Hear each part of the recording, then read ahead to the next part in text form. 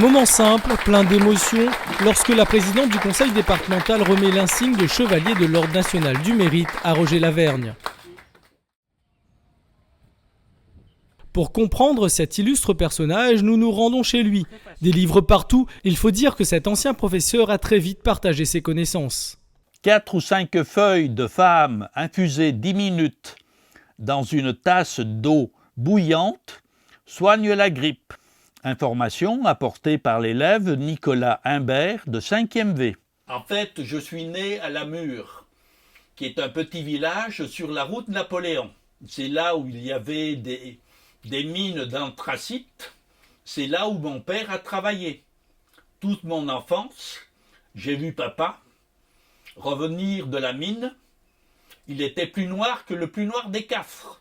J'ai eu un poste au collège Juliette de Du, écoutez bien, Antilles-Guyane, parce qu'on connaît très bien où se situe la Réunion, eh bien au ministère.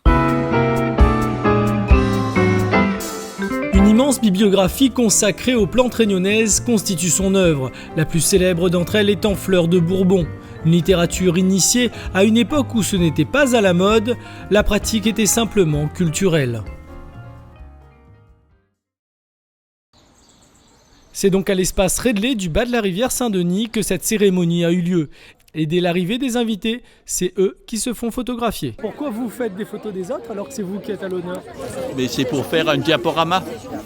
Ouais. Parce qu'en principe, tous les gens qui sont là, ce sont mes invités, ce sont des amis. C'est un homme de science, un homme de grande connaissance, un grand homme, où la grandeur n'a de mérite également que de sa grande humilité devant toutes ses connaissances extraordinaires. Voilà. S'intéresser à l'ethnobotanique, aux plantes médicinales. Donc il y en a pas beaucoup sur l'île. Hein, ça. Il a passé son doctorat quand il était enseignant, donc il a toujours fait ça en plus. Et ce que moi j'apprécie beaucoup avec Roger, c'est qu'il va toujours au fond des choses. Et pour en arriver là, un dossier a été nécessaire à monter une initiative collective. Je connais Roger bien sûr, mais peut-être pas suffisamment pour pouvoir monter un dossier. C'est pour ça que je me suis adressé à quelqu'un qu'il connaît bien, à savoir son fils, Christophe. Et avec lui, écoutez, on a travaillé et ça a bien duré une année quand même. Il faut quand même retracer un petit peu tout ce qu'il a fait. Donc, j'étais peut-être le mieux placé pour remplir le dossier, mais je ne savais pas tout. Il y avait quand même des choses que j'ai découvertes ou qu'il a fallu chercher. Nous nous sommes rendus compte que pour obtenir une médaille, souvent, il fallait avoir des réseaux.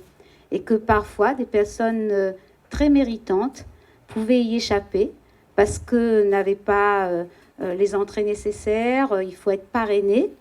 Et donc, depuis 5 ans, nous montons des dossiers, nous aidons les gens à en constituer. Et c'est là qu'on voit que est réunionnais, celui qui aime la terre réunionnaise et qui est habité par l'âme réunionnaise. Roger Lavergne est un grand réunionnais. Et il y en a plein comme lui, mais lui c'est un grand du grand. Et honorer le travail qu'ils ont fait, honorer aussi l'identité de ces personnes avec l'amour des plantes, de la connaissance, de la poésie, du petit comme de la grande vision de notre territoire. En présence de tous les amis, de ta famille, nous vous faisons chevalier de l'Ordre national du mérite avec nos félicitations.